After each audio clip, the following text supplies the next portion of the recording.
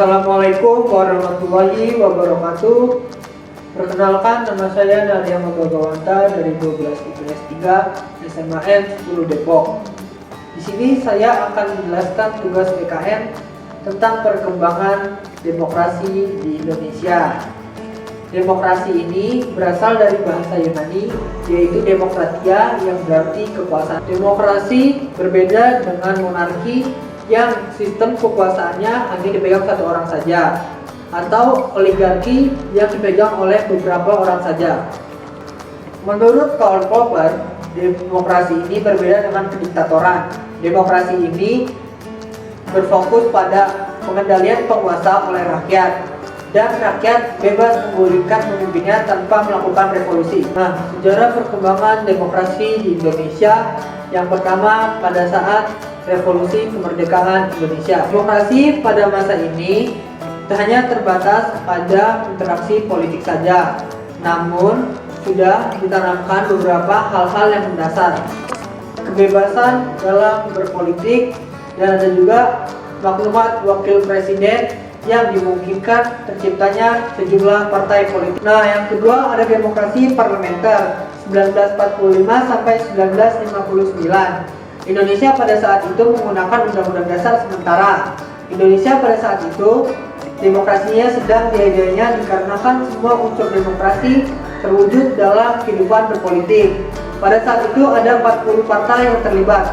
Parlemen pada saat itu menjalankan tugasnya sangat baik, diwujudkan dengan mosi tidak percaya pada pemerintah, sehingga banyak kabinet yang meletakkan jabatannya. Dan akhirnya demokrasi ini pun gagal dikarenakan satu, adanya banyak aliran politik, dan yang kedua adanya sosial ekonomi yang lemah, dan yang ketiga kepentingan Presiden Soekarno dan Angkatan Darat yang sama-sama tidak menyukai politik ini. Demokrasi terpimpin pada tahun 1959 sampai 1965. Pada pemilu pertama 1955, Presiden Soekarno sudah menunjukkan gelagat yang tidak suka pada partai politik, dikarenakan partai politik hanya mementingkan kepentingan sendiri saja tanpa mementingkan kebutuhan politik secara nasional, yang sangat bertentangan pada jiwa Indonesia, yaitu gotong royong dan kekeluargaan. Politik pada saat ini diwarnai dengan adanya Soekarno, PKI, dan TNI Angkatan Darat.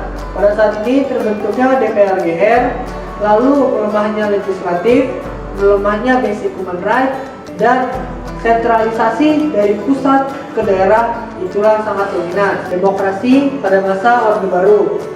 Pada demokrasi ini adanya kesenjangan antara pemerintah. Nah, ini adalah dampak yang pertama. Yang pertama adalah kemenangan mutlak dari Partai Golkar. Nah, yang kedua dijalankannya regulasi, birokratisasi, depolitisasi, dan institusionalisasi. Yang ketiga dipakai pendekatan keamanan. Nah, yang keempat ada intervensi negara terhadap ekonomi dan pasar yang menyebabkan keleluasaan negara dalam mengakumulasikan pasar dan ekonomi.